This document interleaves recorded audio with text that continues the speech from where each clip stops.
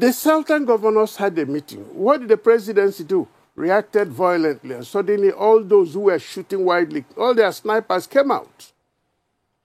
Now the man, who I don't know where he belongs, this country or another country, came out to say we have the numbers.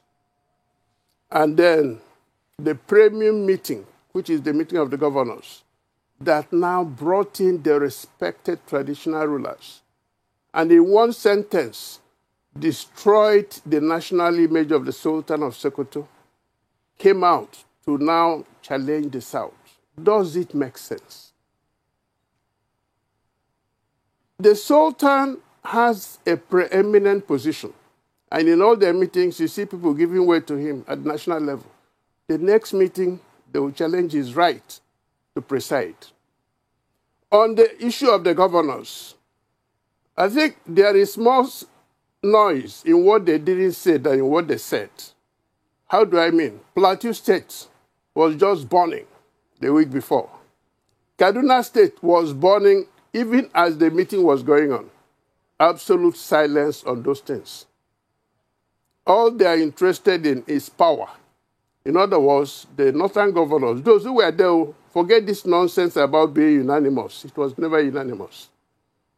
Came there, started talking in a way that I can describe as talking down on people. Our Constitution is very clear. Section 15 of the Constitution, under the fundamental rights, for everybody, the non-justiciable. 15:4, the state shall have or foster a feeling of belonging for everybody. And there should be no discrimination. In other words, everybody is free to aspire. But the political arrangement of making sure that power goes round is what I would say without any fear of contradiction. PDP got it right, practiced it, which is 6 zones. APC came in with 2 zones. Even at this moment, what the northern governors are saying, you cannot tell us you must have power from there. Who do they think they are? In other words, the southern governors are less in quality than these northern governors, including Plateau State, where the governor is on one side, these people are on the other side. So let me state it clearly. Those northern governors were on a frolic of their own. They were not trying to cement the unity of this country. They were not trying to do anything to quench the dissent. All they were doing is cause confusion, like Ambassador Kwande said. And it was in cahoots with the presidency. If you remember, Attorney General was busy equating open grazing to selling spare parts and questioning why we should even talk about presidency coming to the South. And in this country, you ask yourself, is the president going to be president of Nigeria or the president of Northern Nigeria? If the president of 2023 is going to be president of Nigeria, then whatever comes around must go around. So, without any equivocation, those governors really destroyed the tiny thread that has been holding us. That's on the issue of 2023. What about the sharp wound of open grazing? In a simple language, Hawa will go to her place, plant things when it is due for maturing. One man, one small boy carrying AK-47 will bring in his cattle, and they destroy what she has been doing for the past 1 year. And if she talks, the AK-47 will come out. If she reports to the police, they say, well, live with your brother. That's what your president said. And the governors are there fighting those making laws against open grazing. In a situation where Governor of Kano State has said, come over to Kano, I'll give you land for ranching. Governor of Katsina State made it very clear. No open grazing in, I think, 2/3 of the state. They are all crying. Benue State is now covered in blood. Why? Because the police there will not operate in accordance with justice and equity. Taraba State is a no-go area. You kill me, I kill you. That's what they're practicing there. Adamawa State, they stand their ground.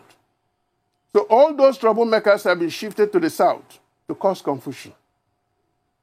Then you talk of a group of governors coming back to support those criminals. Yes, they talked of insecurity, but in general terms. And as far as I'm concerned, the governors are doing well. The president is doing well. But the people are suffering, and that's the raw truth. Well, let me tell you something about Dr. Chika Okoyele. I've always known him to be a perfect gentleman, a medical doctor, concentrating on his practice. And a few days ago, he held the memorial service for his wife, Dora Okoyele. And then he was killed in a brutal way. Let me just put it bluntly.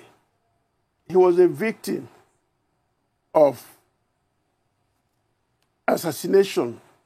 In other words, they identified him wrongly. From what I gathered, it was a case of mistaken person. They were looking for another person. They saw him. He looked like him. That's what I heard. But whether it is him or another person, I condemn it without reservations. You cannot create life, so why should you take life? And the person who pulls the trigger probably is one layabout. And what is the situation in Anambra? Let me zero in on Anambra. The unknown gunmen, as we call them, are in action in Anambra State. And what is the objective? That there shall be no election. That's what is going on. They don't want any election in Anambra State. And those who don't want election are making the state ungovernable. All the thugs you can think of are rushing to Anambra because there is a job to be done. There is employment. And if you ask a policeman in an area, he will tell you who are the bad boys. But ask him again which of them are active now. He will tell you they're hiding because these current gunmen are not the ordinary gunmen. Definitely they are not Igbos. They are people who kill for pleasure. Give them money and they're happy. And when they kill, they also bring you pictures as proof. They even play soccer. They play football with human head. That is gruesome, and I condemn it. Then in the whole of the Southeast, the issue of presidency coming to the Southeast up to April was what destroyed the harmony and the peace of the Southeast. Suddenly they knew that if they didn't create this air, if they didn't create synchronized violence, then the rest of the country will flow with Southeast.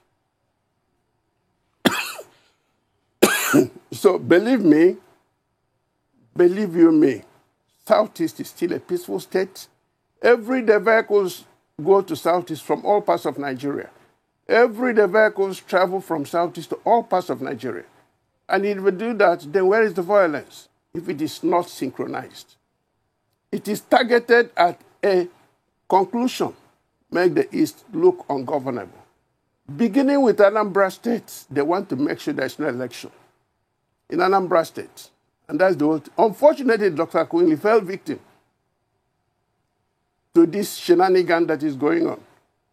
That is wrong. And I urge any man or woman of goodwill, please stand up and condemn it. And if you're one of those financing this assassination, financing all this violence, please go home. Take the gun and put it on your own head. Then you can understand what death means.